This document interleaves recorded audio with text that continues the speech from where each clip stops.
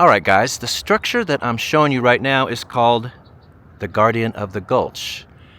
Built in 1870, it is a fire tower. Now you see at the top there, 24 hours a day there would be people up there on constant lookout for fires here, downtown Helena, Montana. Yeah, they would be at the top there. You see a bell right below. If a fire was seen, see if I can zoom in a little, see that bell? If a fire was seen, they'd run down there, ring that bell. Firefighting crews would spring into action and put the fire out. At one time, these were pretty common across the country because fire was the enemy of the people.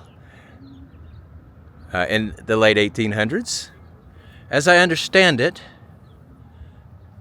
this is one of the last fire towers left standing in the United States.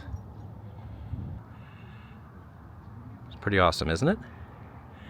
That they've left it up here. It's actually one of the symbols of the city now.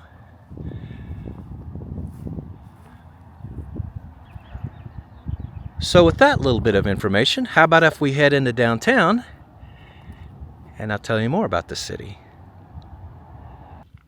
Well, as I make my way into downtown, there's an underpass here that you walk under. It's got a lot of graffiti. I'm not sure if it's intentional or not. I don't think so.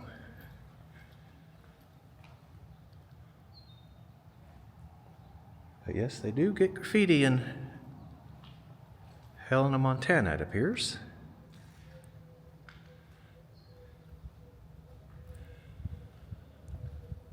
On the other side of the underpass, there is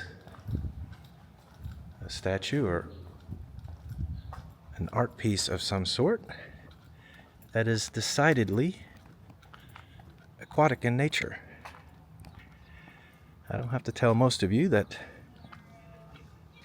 Helena is nowhere near the ocean or a big river or anything. I'm not sure what's going on here. Oh, looks like there's a plaque. Here's a plaque describing it. The first ship named after the capital city was the gunboat Helena. She saw action in Cuban waters during the Spanish-American War. This is arguably the most striking structure in the city.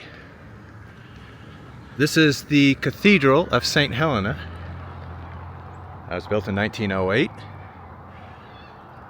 That is Gothic architecture. It was modeled after a cathedral in Vienna, Austria, called the Votive Kirche. Here's the spelling and a picture of that one. Now that one was built in 1879. And here's this one. You can definitely see the similarities, can't you? Yeah, those crosses at the very top of the towers are gold-plated. Because at the time, there was plenty of gold here in Helena. Yeah, but we'll get into that shortly. For fun, I'm gonna go up and see if I can, Whoa! Now that's perfect timing, isn't it?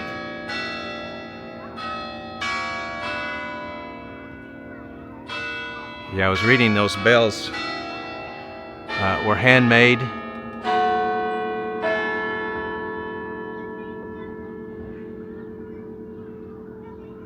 Awesome, huh? Okay. Well, I was going to see if I could go in the front door. Unlikely.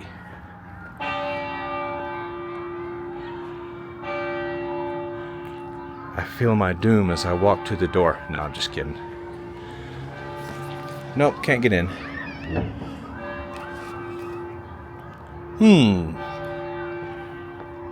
It says to use the side doors. I'll give it a try. Well, check it out, guys. The door is open.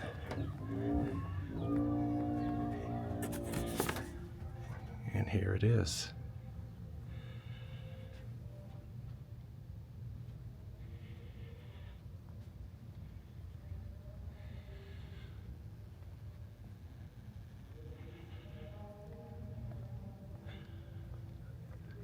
Yeah, this is from the side. Let me get to the back here. I'll give you a better angle.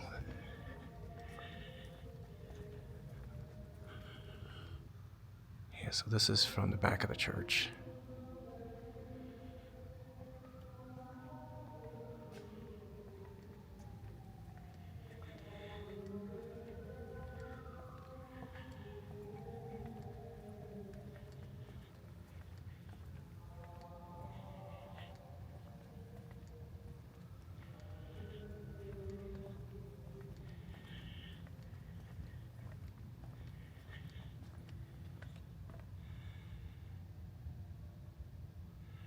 I was going to walk up there, but it says to not do that. So, see if I can just zoom in, get a good look.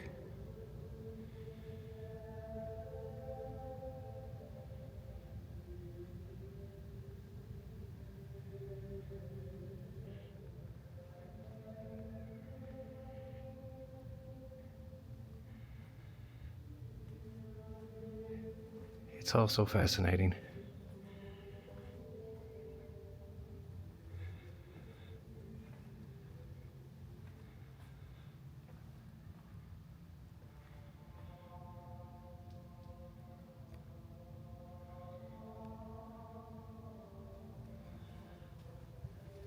How about one more?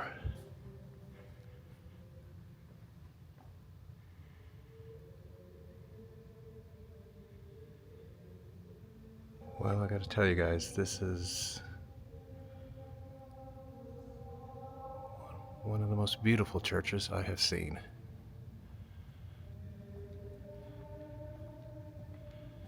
In Helena, Montana.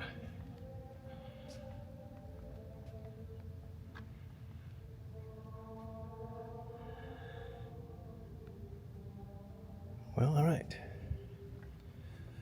Let's head into downtown.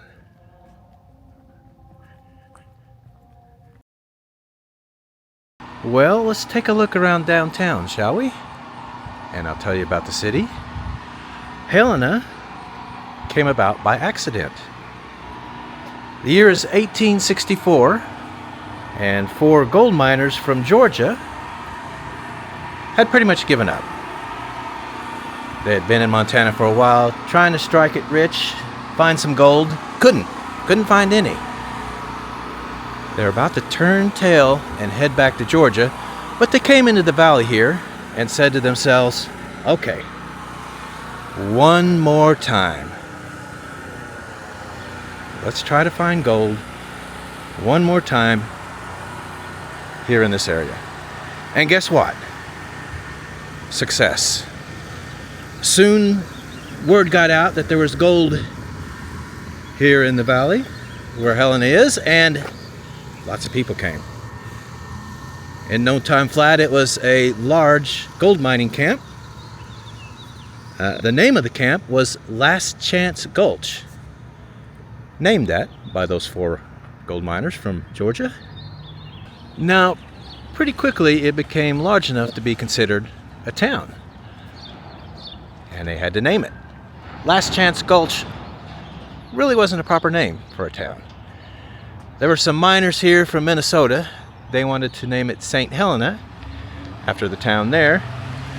There's also some miners from the south who wanted to name it Helena.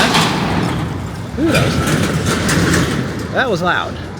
Who wanted to name it Helena after the one in Arkansas.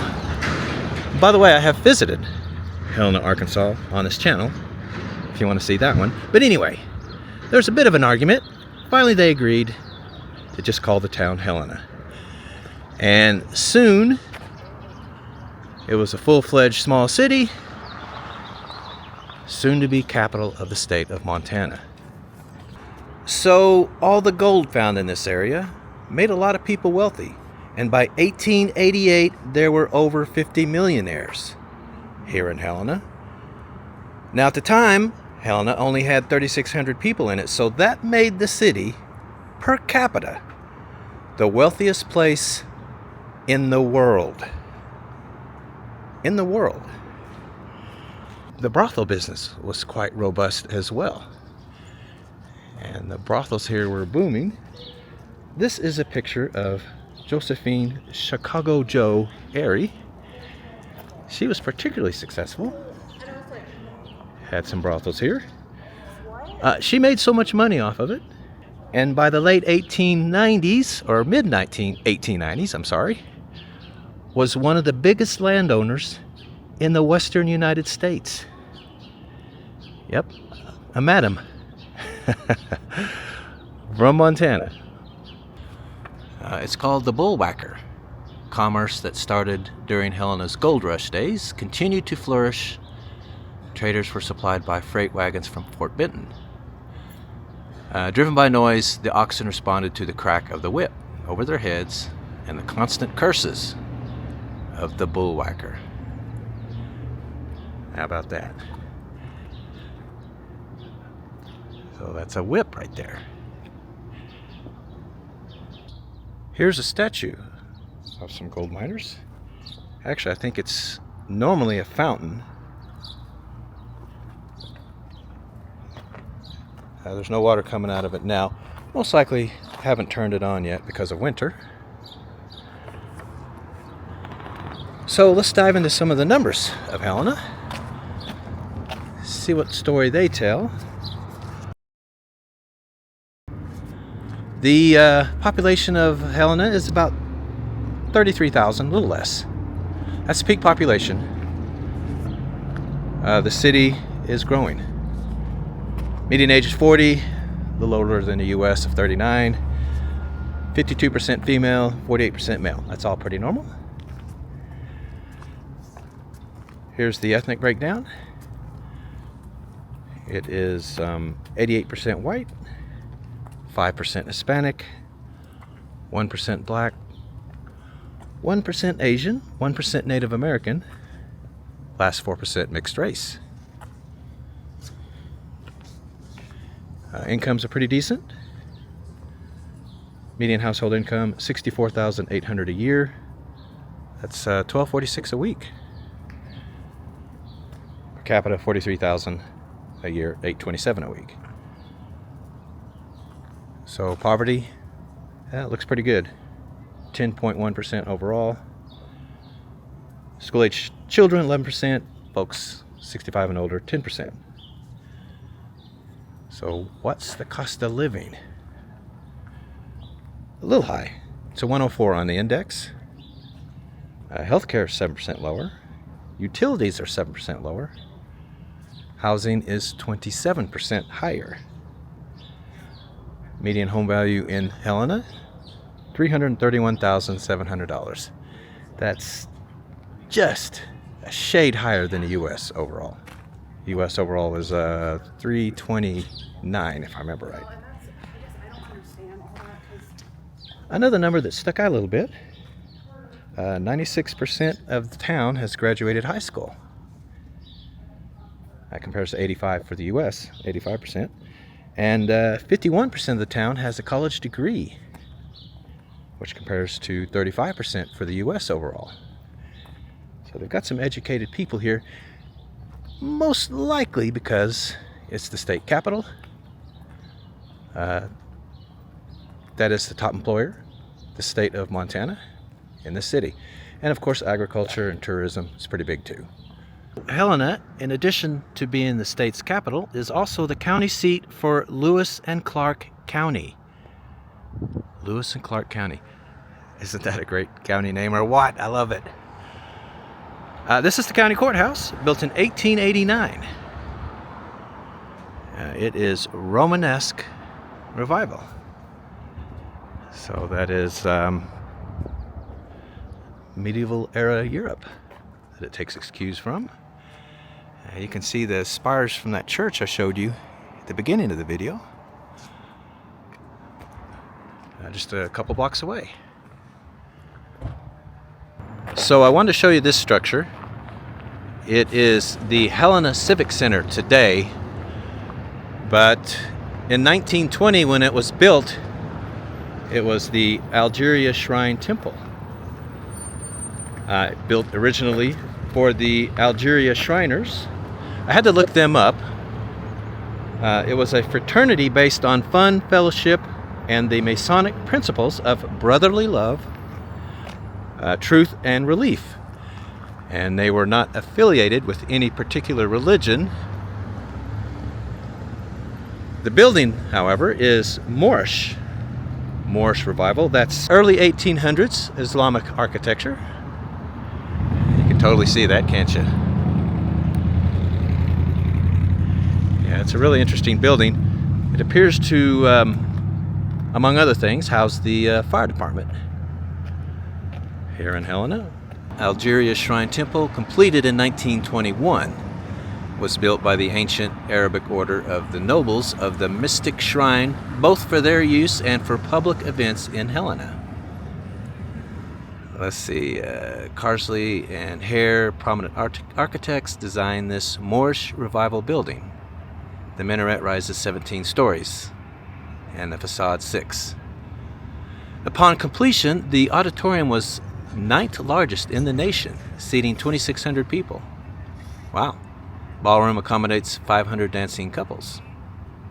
The fire station, a 1939 addition, carries out the design of the exterior. There you go.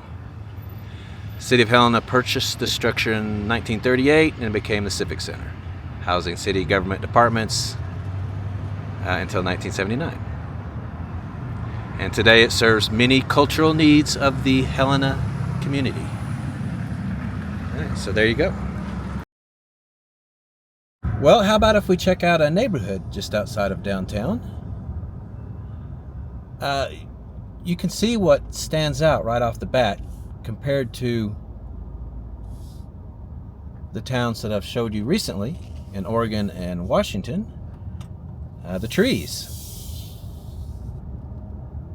There are no leaves on them yet, or at least most of them. Still a bit of winter here, I guess. Awesome. Beautiful houses here. It's a crisp 51 degrees Fahrenheit. That's 11 Celsius outside. Sunny though, no wind. Quite nice. I just kind of drove out of downtown. Not sure what I was going to see. Look at these houses. Well, this is some kind of neighborhood here, isn't it?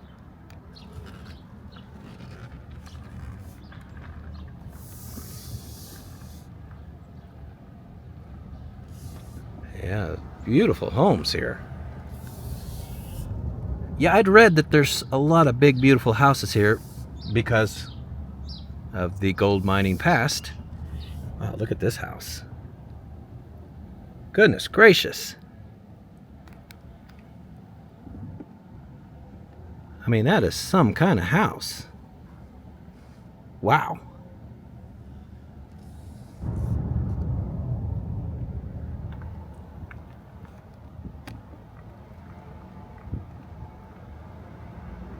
That is nice, isn't it? Wow. All right, I'm on the other side of downtown. Figured we'd take a look at some houses here. It occurred to me that I haven't given you the crime numbers yet. So I better do that. Now that is a small house, isn't it? Looks like, honestly, basically just 2 rooms. Wow. Huh. Oh, well, anyway, let's see. Crime. It's a bit high here. Latest numbers. 40 incidents per 1,000 people. That compares to 23 for the U.S. 8 of those 40 incidents are violent crime. And that compares to 4 for the U.S. And 32 are property crimes. and that compares to 20 for the US, or 19 actually. 19, in between 19 and 20. Well, we got a nice view of the city from up here in this neighborhood. Pretty awesome. Okay, so I think that's enough for this. I'm going to go grab Nicole, and we're going to tour the Capitol building and then eat at a local restaurant. This particular restaurant is housed in a former brothel, so that should be fun. So yeah, that's coming up next. All right, we are here at the Montana Capitol building. Hopefully you can see it. The sun is directly behind it. What do you think that means? Did they start building in 1889 and finished in 1899? Yeah, it probably took them 10 years to build this. Look at it. I'm just wondering if that's what those did. Yeah. This is a big building, yeah. Finished in 1899. There's some controversy going on here. The governor and the district attorney are embroiled in a feud. Turns out the district attorney is his son, his adopted son. Wait, and so his is the adopted son of the governor? Yeah. Okay. Yeah, and they hate each other. So the district attorney is trying to take the governor out. He's trying to kill him? Adopted father. You just said he's trying to take him out. Well, I'm not sure, but yeah, it's a real battle going on here in Montana. No, I'm just kidding, silly. That is the story from Yellowstone. Oh. I gotcha.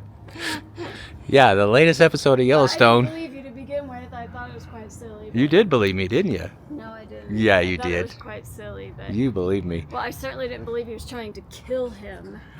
Oh, yeah. I just thought you said it like they hate that. each other. I thought you were using a euphemism. No, he's just trying to take him out. Anyway, we can't get in the building there, so we're going to have to go in the back. But yeah, Yellowstone, the newest season, that who knows if we're ever going to get the completed second half of the final season. That's what's going on. Wes Bentley's character is trying to take his dad, Kevin Costner, out, who's become governor of I actually thought Montana. I thought you meant he was trying to take him out of office. I didn't think you really meant he was trying to kill him. I just thought you said it strangely. Well, who knows? And so, yeah, I thought it could have been. That's real probably thing. what's He was going to trying happen. take him out of office. I don't That's know. probably what's going to happen because Kevin Costner doesn't want to be on the show anymore. So I'm thinking his son is going to take him out permanently. Let's see. Is this the entrance? Welcome. Montana State Capitol. Well, let's see. Do they have security? Wow, no security. I'm always surprised when we go to a capitol that doesn't have security, because about 80% of them do. Good, they won't get my weapons this time. Well, let's go get your book stamped. All right, we're going to stamp your passport. You do it yourself here. Do it yourself. I like that. DIY. 1, 2, 3. Nice. I should put a little more ink in it. All right, there it is. We got it done. Well, let's see. We're heading into the main room. Let's see the big reveal on the dome. Here it is. Oh, a beautiful one. It is beautiful. Dome should look like. That is what a dome should look like. You're right. Yeah, a lot of stuff going on here. See, it's been a while since we've seen a really beautiful dome like that, or what do you call it, the rotunda. Rotunda, yes. Didn't we just see one recently? It wasn't as beautiful as this. Oh, okay. All right. It's very grand in here. Yeah, there's the main hallway. And then the hallway in this direction. There we go. All right, we are walking up to the office of the governor. The governor of Montana is Greg Gianforte. Yep, and this is his office. Well, all right. Looks like they're working hard in there, so we'll just leave them alone. Now Here's the Senate chamber, but it's locked. We can't go in. Here's a look. It's pretty, isn't it? There's a look-see. Yeah. Oh, nice. Look at the ceiling. Yeah. There's girls on the ceiling. Yep. Yeah, it's very quiet here. It's all women. Of course. Is that Native American women? We know our culture through stories spoken by mothers to children on reservations and in immigrant communities. So, looks like Native American women and women of European descent. Having a nice day. And then, of course, men show up and everything goes to hell, right? Of course. They start fighting. But it's peaceful and it's just the women. All right, we are going to have an early dinner at the Windbag Saloon. As I said earlier, this used to be a brothel. All right, here we go. See if we can find the bar. Looks like it's right over here.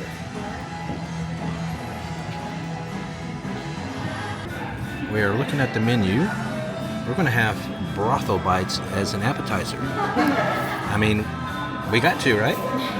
This used to be a brothel. You gotta give it a try. That's right.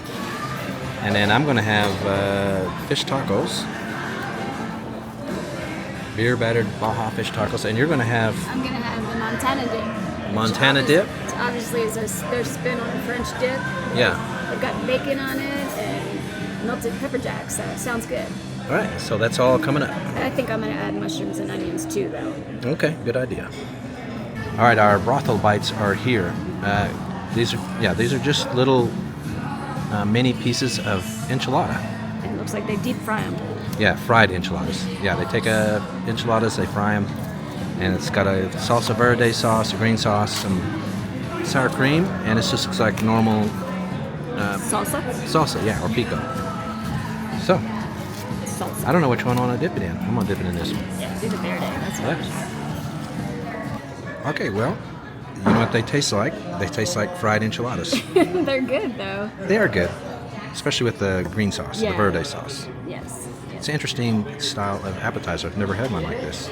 No, I've never had little enchilada bites. It's kind of, I guess, it's a good idea to make enchiladas bite size, hand food. Yeah. You know what I mean? Yep. Yeah, they're pretty good. Okay, our entrees are here. Like I said, I'm having the Baja fish tacos.